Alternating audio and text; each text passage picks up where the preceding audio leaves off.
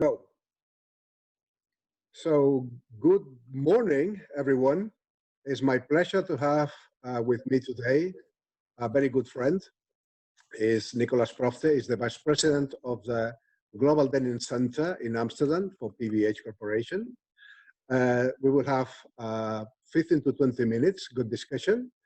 The first thing I would like to know is, as an introduction, is Nicolas, how long have you been in this business and why you still love denim? So Miguel, thanks to invite me. So I'm in the denim business around now 20 years. So time is flying. I've been in touch with different product category during my career. I did sports goods, I did luxury, but denim for me has a special flavor for two main reasons. I think first the product, for me it's very iconic. I'm passionate about the product itself. It's the complexity, the numbers of possibilities we have.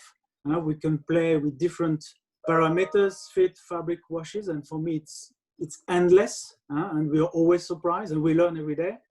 And for me, the second thing, very important, is the denim industry attached to this product. And there it's really this community spirit. I think we all know each other, more or less. And I think it's a huge advantage compared to other product categories, if I could say. And there is this family spirit. And if you don't embrace and if you don't love this denim industry, for me also it's really the complexity of it makes it very very appeal for me. So that's the two reasons that I'm very interested. Yeah, we are kind of denim addicts, right? You get addicted to denim somehow. Yeah, I'm the blue blood. I'm really blue blood. Like a lot of people. Yeah. Exactly. Yeah, we are a good community. Okay, Yeah. so let's say 20 years is a long time, and the way denim was made 20 years ago is not similar as the way that denim is manufactured today. There are so many things that have been innovations, new products, chemicals, whatever, that they have modified the way denim is made. But what are still the roadblockers, the challenges that denim industry has to tackle for a rational denim production? Yeah, so we have it's a complex industry. So of course, from 20 years from now, the market evolved, the consumer demand evolved. We have also to change our behaviors, and I think we have been very creative for the last 20 years in terms of wash technology, in terms of weaving, in terms of fabric mills.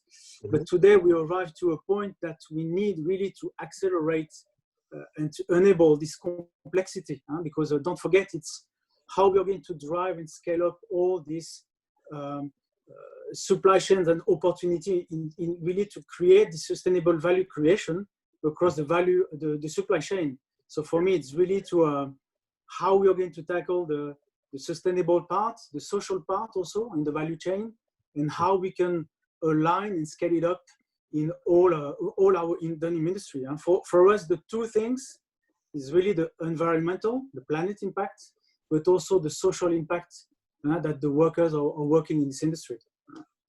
And for me, we have few things. It's the complexity, and I think we have also a gap in terms of knowledge, in terms of sustainable denim design, sourcing-wise, industry, and we need to bring also another kind of expertise here in this area.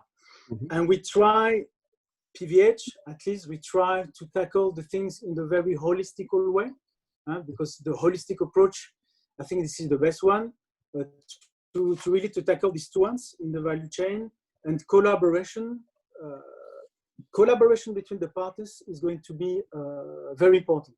Collaboration with the denim industry, and also we have a few things in PVH like forward fashion that PVH at the highest level. It's our holistic CR strategy from PVH Corporation.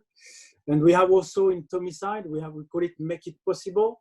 It's really to connect about all around brand focus in terms of inclusivity, welcome all, everybody's part of the solutions. and waste nothing. It's really how we can focus on circularity and reducing our negative impact across the value chain. So these are really the two main things on the highest level of the corporation. But for me, for our denim industry, innovation is going to be the key, the unlock to achieve sustainability new road or sustainability new goals. So as I said at the beginning, we are a community, we are a big family, and I feel, this is my feeling, denim should be the leading product category to show kind of alignment, a roadmap, and really to embrace and to tackle the problem in a holistic way. Yeah. And that's the whole objective about this approach. Yeah, you're right. I mean, denim is a kind of example for other industries, other fashion industries. We are big as a business. We are loved. We are global. So we have a kind of reference for other fashion industries in textiles and even for industries. Okay, so we are kind of reference. So we have to lead the way on doing things right. So tell us a little bit more about let's say, you mentioned some initiatives by PVH to tackle safety, health, environmental issues. Can you please tell us a little bit more about the projects, about the way forward for PVH to tackle this particular concern? But the way forward, first, I think it's if you understand the denim industry and your supply chain, you need to identify where are your main focus. What do you want to achieve? So I think what we try to do in PVH is really to identify this, I call it the sustainable KPIs that you really want to focus in your, and to scale it up and to really to engage all your supply chain. So I'll give you a few examples. We really focused the last few 3 years under my denim lead. It's really to what is our impact on the laundry process. Yes. And we put in place some metrics that can be measured and followed season after season. The second one is also on the circularity with our post-consumer recycled cotton project. Is really also to engage the fabric mills in the equation. And step by step, what we want to do is we will have some KPIs all around the whole supply chain process holistically, and to put some target and goals to put pressure on one side of the denim industry, but also to find also some measuring tools to make sure that what we capture has a real impact. And I think if you design and if you write this roadmap very clear and you engage your denim industry partners, because for me, they are partners, they're not only vendors, they are not only mills. If we engage and we give them the visibility and where we want to go, I think, and the message or the strategy we presented to them, I can tell you, they are really engaged. And I think bringing awareness and clarity on where we want to go, for it probably is the first step to make it visible to the supply chain. And after, we engage them, we measure, and we challenge them. And step by step, this framework and these target KPIs will evolve in the time, because I hope some innovation will come around the road to put the target a little bit higher, more challenging, or simply to introduce a new one, because we want to tackle. But I think we need to go step by step. Okay, so innovation and transparency are key for the future of denim, right? Yeah. We need to make sure that the claims, we're talking about claims, but we need to make sure that what we measure is the reality. Mm-hmm. What the KPIs or the metrics we want really to focus is really the reality. And we have third parties or neutral parties verifying process. We have a full verification process that we can really be sure or bulletproof that this is the reality. It's not assumptions. I think traceability technology will come along the road, and we are piloting some of them to make sure that technology also will allow us to measure and to make sure these KPIs are respected by our supply chain. Right. So, you're PVH is a flag bearer on innovation and exploring rational denim, making a rational denim. And in terms of marketing, unfortunately, there is something around called greenwashing. And okay, you represent PVH.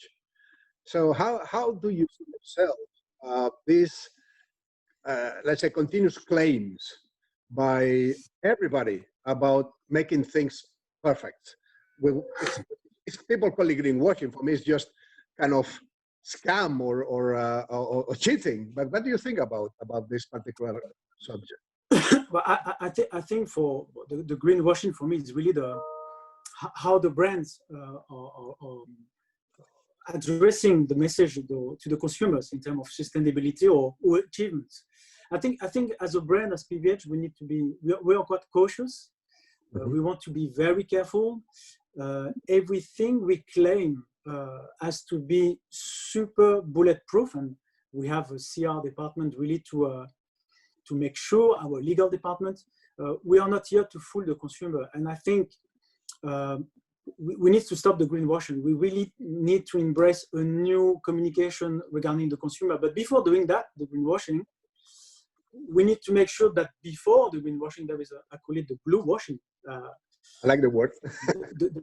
the claim from the industry to the brands, because also here there is a lot of things going on. Yes.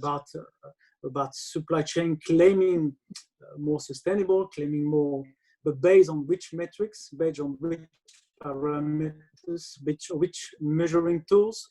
So I think here there is also a lot of alignment to be done on the supply chain first, and after the message that we're going to bring to the consumer, we need to be very cautious. And for me, there is two different messages as a brand to the consumer. There is the CR, corporate metrics, that it's quite more corporate communication on the CR.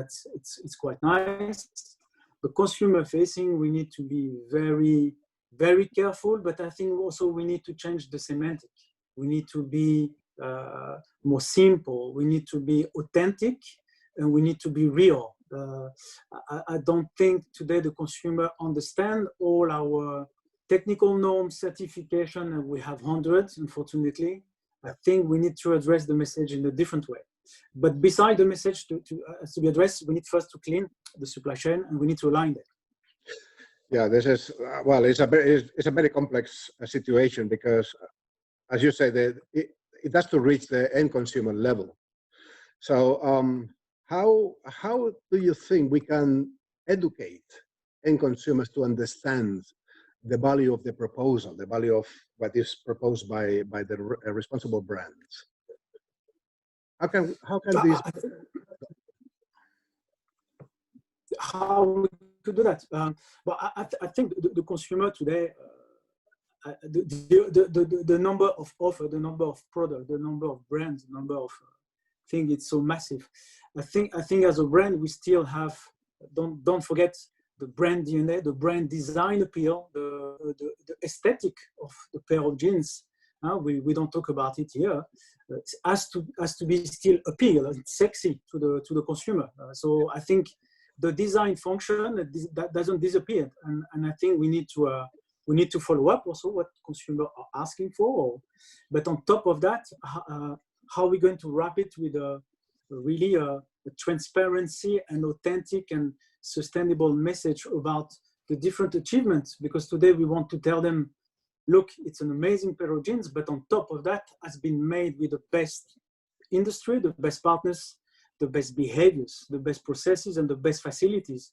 Mm-hmm. And probably we don't have to claim or to face to the consumer and to bombard them with too many messages. I think we should, as a brand, to focus on what we think is important for us as a KPI, and right there to engage them in a different way. Today we have many channels of digital touchpoint contacts with the consumer that we can engage them. And I think engaging them in our journey, the journey that we want a better product, a better world, a better supply chain, I think it's how we are going to make the storytelling appealing for them. And also what we want to do is they are part of the journey. Just the fact that what they're going to buy is very important. And the buying act from their side has a value.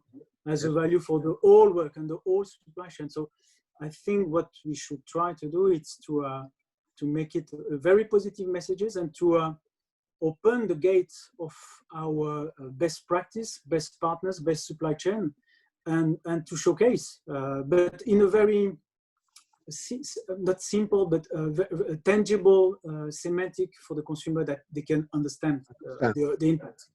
If not, it's too complex for them. I agree. Well, the last question is a little bit sensitive, Nicolas, because the pandemic has caused a lot of damage and has also uncovered some, let's say, unclear practices by some brands, and we have what we call unethical behavior of some brands towards their supply chains. We have on the media, many news almost every day about this brand or this retailer or this company not acting in the most ethical way. Let's put it like this. What's your opinion about it, Nicolas? But first, PVH has a very long-standing commitment to human rights, to workers' rights. I think it's not from today, and it's not from COVID-19 that we try to implement all the policies and all the collaboration we have with governments, with worker associations, with all our supply chain partners, to engage them with the right behaviors. Today, our supply chain strategy is based on partnership, and I think COVID-19 was a terrible event for everybody, and I think partnerships stand out when the storm is really outside. And I think the good brands, or it's not the good or the bad brands, but the good behaviors should showcase in this kind of storm weather. When the sun and the sea is flat, everybody's fine. All the parameters are green. But I think we try to support them as much as we could. I think communication also from a PVH standpoint to all our supply chain has been a key role. So we have been in touch, I would say probably on the weekly basis with VCs, with letters. Of course, we asked them some effort in terms of payment condition. We came also with some demand requests, but we also came with some solutions. We didn't come now. We are going to do that. We are going to cancel. We are going to change the payment. No, we came also with some financial solution that we could help them for the cash flow. So we knew it was very difficult, and we're still in this journey at this moment. With the visibility we have, the visibility is quite short, medium term. But I think partnership is based on that. It's based on trust. It's based on open communication, and it's how we can help each other. It's not. It's together. We try to pass the storm, and I think if we can drive that, we will be stronger. The partnership will be even stronger in few months or the next year. It will be even stronger between us.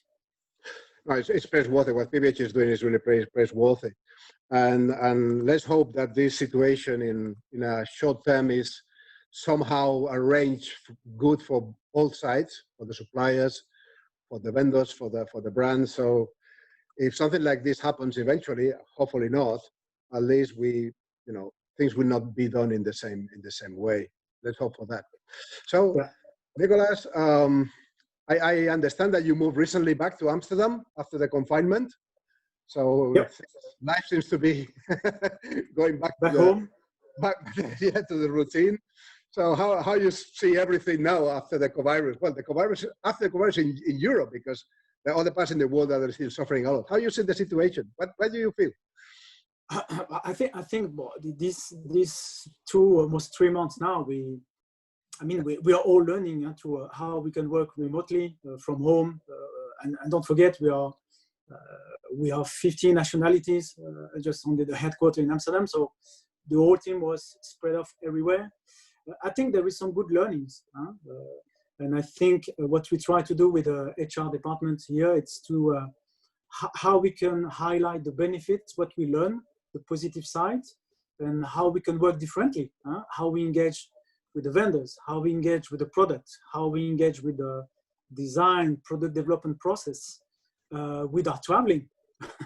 Because today we are still not traveling, and we're not going to travel the next following months because the whole planet is changing these behaviors. And I think digital assets, digital designs that we engage in PVH before the COVID-19, now it's a massive assets that we invested the last few years, and we realize it's probably we were the pioneer, but now it's going to be the normal, the normal way to work. And again, partnership for me is very important. If you have good denim mills partners, good denim vendors, you don't need to see each other. You don't need to meet each other. You understand each other. And I think communications is going to change. And I think we could see, let's see how the collection, the samples are coming, how the production is. But I'm quite confident that we can deliver all the KPIs in the same way without engaging all these trips, all these meetings. We are going through a better, I hope, a better efficiency in our way to work. So I think everybody's adapting. Our meals, we develop. We're having this meal this week. Sorry, digital denim meal week with our key partners because they have to showcase their know-how, their new collection, their new storytelling, and I think that's what we are doing now. We engage digitally, and this is the new way, and it could be the norm. I think we will never come back to what it was, and I think it will be an hybrid version of it. But I think there is a good learning, and it's in terms of also as a management, it's quite interesting how you keep motivation, focus, and I think fulfillment and meaningful purpose-driven as a brand makes more sense now when you don't see you physically, and it's something, at least in PVH, we really want to engage all our associates in this purpose-driven, and purpose is going to be focused not only on the business, but on this social, sustainable aspect of all our work that we want to communicate to our consumer. So, okay, thanks very much. I mean, this is for Impis 24, our online event, but hopefully we can meet physically in Amsterdam in October, and we can have a beer, not a digital beer, we can have a proper beer. No, real one. Real one, I agree. And talk about the times and everything. We will make it. So, Nicolas, thanks very much once again for your time today. Thanks very much for your kind words. Thanks very much for participating in this edition of Impis 24. And looking forward to meeting you personally very soon. Thanks for the invitation. Thanks everybody, and I hope everybody's great. And let's keep positive mind. I think after the storm, the sun is going to shine again, I'm sure. Thanks, Miguel. Thank you very much. Thank you, Nicolas. Thank you. Bye bye.